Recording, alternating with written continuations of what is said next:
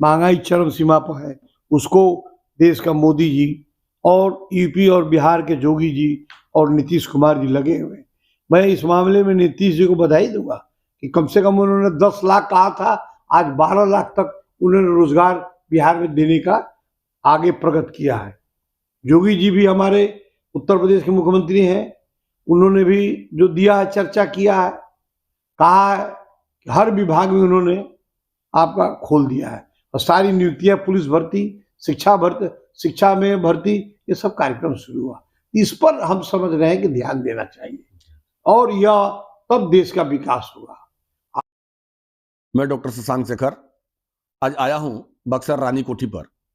चरितवन स्थित इस रानी कोठी में भारतीय जनता पार्टी के वरिष्ठ नेता और कोऑपरेटिव के चेयरमैन रहे कुंवर कमलेश सिंह का देश में जहां अमीरी, गरीबी और बेरोजगारी को लेकर कई सवाल खड़े हो गए हैं और आज देश में रोजगार को लेकर युवा वर्ग में बहुत भटकाव हो गया है और महंगाई के मार से जनता पीड़ित है।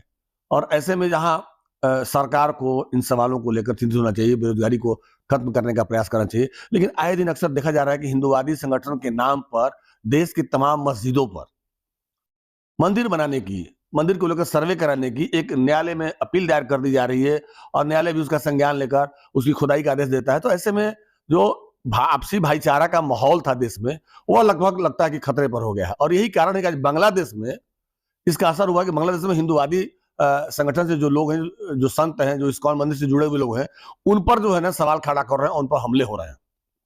तो क्या यह देश नियम, कायदा, कानून और संविधान के दायरे में चलेगा या जातिगत हिंदू और मुस्लिम के परिप्रेक्ष्य में चलेगा? आज इन्हीं कुछ तीखे सवालों पर हमारे बीच बैठे हुए हैं भारतीय जनता पार्टी के कद्दावर नेता कुंवर कमलेश सिंह। उनसे हम जानना चाहते हैं कि आखिर इस देश में एक और जहां आरएसएस प्रमुख ये बता रहे हैं कि नहीं, इस तरह की चीज नहीं होनी चाहिए, वहीं कई हिंदुवादी कट्टर संगठन है जो अभी आपको राजस्थान में जो जगह है अजमेर शरीफ, मुस्लिमों का धार्मिक स्थल है, वहां को भी लोगों ने कहा कि वहां कौन संकट मोचन का मंदिर रहा है। तो इन्हीं सब कुछ तीखे सवालों पर हम जानने का प्रयास करते हैं। कमलेश जी, आपका अपने चैनल में स्वागत है। हाँ, नमस्कार। देखिए, सबसे बड़ी बात यह है कि आज जो माहौल है, जो हम ये कहेंगे कि जो हिंदू संगठन के जो तथाकथित जो स्वयं को राष्ट्रीय अध्यक्ष, प्रदेश अध्यक्ष बने हैं एक रजिस्ट्रेशन करा के, और वह जहाँ न तहाँ मैं देख रहा हूँ कि वह डाल दे रहे हैं, चर्चा कर दे रहे हैं कि मस्जिद है, यहाँ पहले मंदिर था। भाई, मैं आपसे कहना चाहता हूँ कि देश में क्या मस्जिद नहीं रहेगा? मंदिर रहेगा, मस्जिद भी रहेगा। सारे हमारे लोकतांत्रिक देश है, दुनिया में हिंदुस्तान के लोकतांत्रिक की चर्चा होती है, स्तंभ है ये, चारों खंभा में लोकतंत्र का सबसे मजबूत स्तंभ है दुनिया में भारत का। और आज जो मैं देख रहा हूँ कि अभी हमारे संघ के प्रमुख माननीय मोहन भागवत जी ने कहा, इस पर चिंता जताया कि जो अजमेर शरीफ पर भी अभी लोगों ने जो सो कॉल्ड हिंदू जो हैं वो वहाँ दाखिल किए हैं, सर्वे कराने के कर रहे हैं और उससे माहौल बिगड़ रहा है। भाई, वह तो कई सौ वर्षों पहले का था। भागवत जी ने कहा कि जब बन रहा था तब तो आपने नहीं चर्चा किया। जो भी मस्जिद है, आप ठीक है, अयोध्या का हुआ, काशी का हुआ, मथुरा का हुआ, वृंदावन का हुआ, वह तो बात समझ में आती है, लेकिन आप हर जगह यही आप करेंगे, इससे विकास कैसे होगा? मैं नहीं समझता हूँ।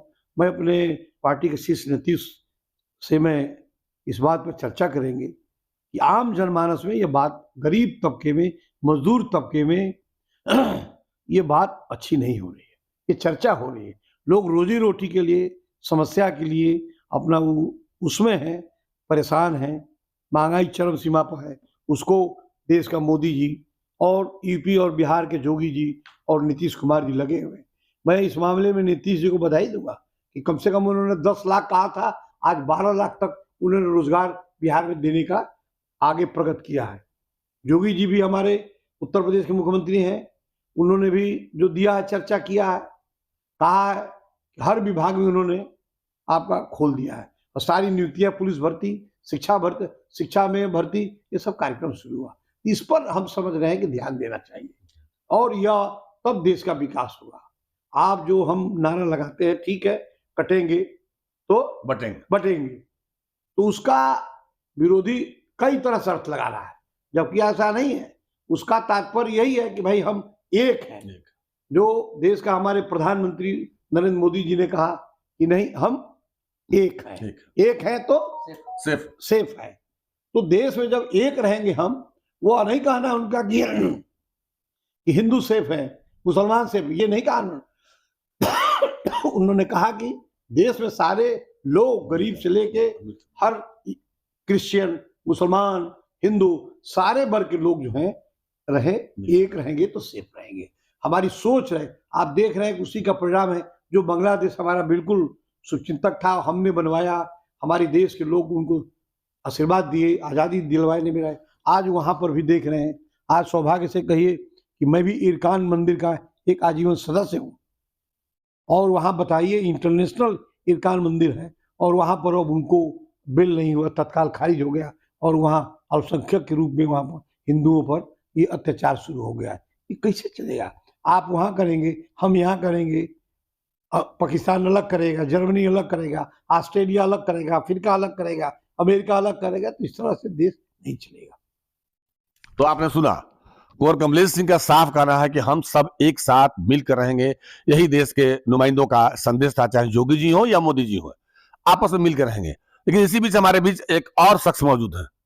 चंद्रशेखर जी पूर्व प्रधानमंत्री के पदयात्रा में सहयात्री रहे, सामाजिक चिंतक और अध्यात्म और आस्था की इस नगरी में अपनी इसी सादगी के लिए जाने जाने वाले समाजवादी नेता सिद्धेश्वरानंद बक्सरी। और सिद्धेश्वरानंद बक्सरी से भी हम जानना चाहेंगे कि आखिर इस देश में जो मुस्लिम तुष्टिकरण द्वारा हर पार्टियां करती हैं, लेकिन आज के दिन में हिंदू संगठनों द्वारा तमाम मस्जिदों को मंदिर बताकर और वहां तोड़फोड़ कर, याचिका दायर करके, और इससे देश का एक संवैधानिक माहौल जो है आपसी भाईचारा का, वो समाप्त हो रहा है। इसको ये किस नजरिए से देखते हैं सिद्धेश्वरानंद बक्सरी जी? स्वागत है आपका। धन्यवाद। क्या मानते हैं इन घटनाओं को?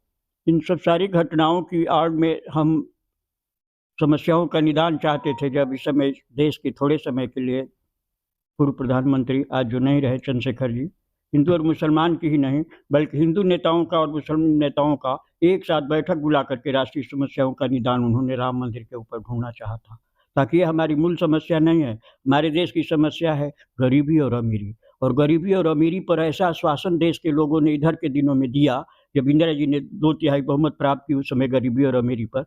लेकिन उस समय भी चंद्रशेखर जी ने कहा था कि इतनी बड़ी वादा कर रही हैं मैडम, आने वाले अगले चुनाव तक हो सकता है हम लोग वोट मांगने के लायक रह ही न जाए। आज जो भी सरकार कर रही है तत्कालिक लाभ के लिए मतदाताओं को लुभा रही है, और हमारी गरीबी, हमारी बेरोजगारी, हमारी महंगाई, जो जिन चीज़ों को लेकर के हम भ्रष्टाचार पर आंदोलन चलाए, उस समय हम हिंदू और मुसलमान के आधार पर नहीं चलाए थे, बल्कि देश की इन सारी समस्याओं के आधार पर चलाए थे। आज उन समस्याओं पर कोई देश का कोई पॉलिटिकल पार्टी नहीं चर्चा कर रही है, बल्कि चर्चा कर रही है कि हम हिंदू हैं, हम मुसलमान हैं, हम गरीब हैं, हम अमीर हैं, हम पिछड़ा हैं, हम अगड़ा हैं। हर आदमी एक दूसरे को पहले आदमी तो समझे। हम बक्सर की आध्यात्मिकता से यह संदेश देना चाहते हैं कि बक्सर की आध्यात्मिकता न केवल इस देश को बल्कि दुनिया को यह संदेश देना चाहती है कि ट्रंप जैसा आदमी भी जब बयान देता है बांग्लादेश के सवाल पर, हिंदुत्व पर, तो वहाँ की सारे हिंदू मतदाता भी अमेरिका ट्रंप की तरफ देखने लगता है। हम चाहते थे कि कमला विशेषर हिंदुत्व की जो है पहचान बनेगी, भारतीय मूल की होगी, तो हमारी भारतीय मूल की खतरे जो आंतरिक हैं वो बढ़ते दिखाई दे रहे हैं दुनिया के खतरों से।